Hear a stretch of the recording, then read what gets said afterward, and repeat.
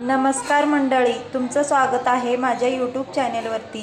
तर मी आज दाखवणार आहे साबुदाणा वडा। तर इकडे मी 6 तास साबुदाणा भिजवून घेतलेला आहे। तर तुम्ही बघू शकताय साबुदाणा मस्त भिजलेला आहे। वड्यासाठी लागणारे साहित्य 2 मध्यम आकाराचे बटाटे मी उकडून घेतलेले आहेत, 6 मिरच्या वाटण करून घेतलेल्या आहेत, चवीपुरतं मीठ, साखर, शेंगदाणे भाजून कूट करून घ्यायचं आणि कोथिंबीर। तर बटाटे मी मॅश करून घेते।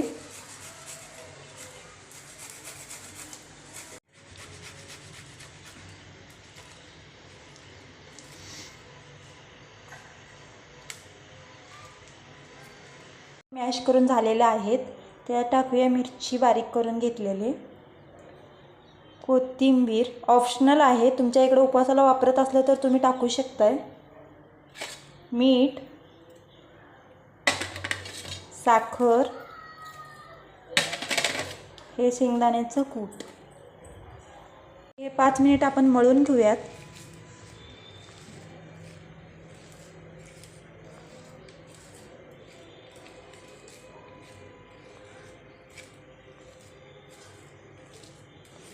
ह्या प्रकारे आपल्याला एकजीव करून घ्यायचा आहे।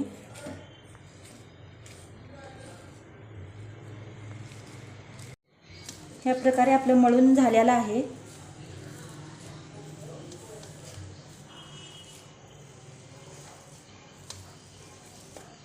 इकडे तेल गरम करायला ठेवूया।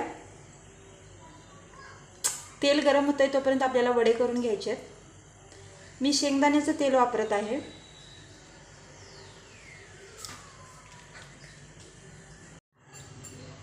हाताला चिकटू नये म्हणून मी हाताला तेल लावलेलं आहे। तर चला मग आपण वडे बनवून घेऊया।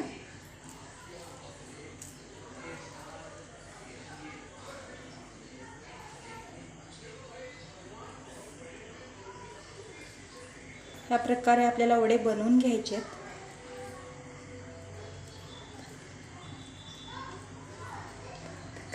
इकडे मी वडे तयार करून घेतलेले आहेत। 1 वाटी साबुदाणा घेतलेला, त्याच्यात 8 वडे बनवून तयार झालेले आहेत। तर इकडे तेल गरम करायला ठेवलेलं आहे। तेल गरम झालंय का बघूया आपण।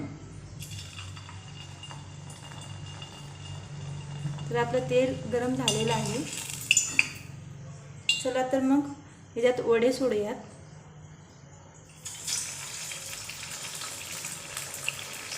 मीडियम गॅसवरती आपल्याला वडे भाजून घ्यायचे आहेत।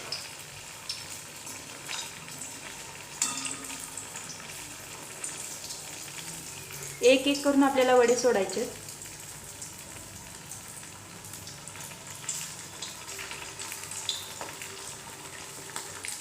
तर ह्या प्रकारे एक एक करून आपल्याला सगळे वडे तयार करून घ्यायचे। मंद आचेवरतीच भाजायचं, नाहीतर आतमधून कच्चा राहू शकतो। तर ह्या प्रकारे आपले सर्व वडे तळून झालेले आहेत।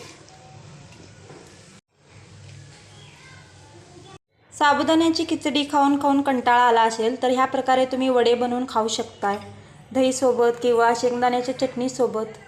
खूप टेस्टी लागतात। तर आपले वडे बनवून तयार झालेले आहेत। तर तुम्ही बघू शकताय। तुम्ही विचार करत असाल 8 वडे होते, आता 7 कसे काय? तरी आराध्याने एक खाऊन टेस्ट करून सांगितलेला आहे, तिला खूप आवडलेला आहे।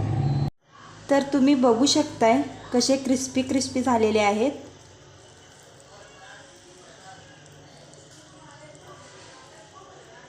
कलर पण अप्रतिम आलेला आहे।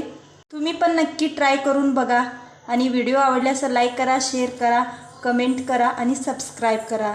चला तर भेटूया पुढच्या ब्लॉगमध्ये। तोपर्यंत बाय।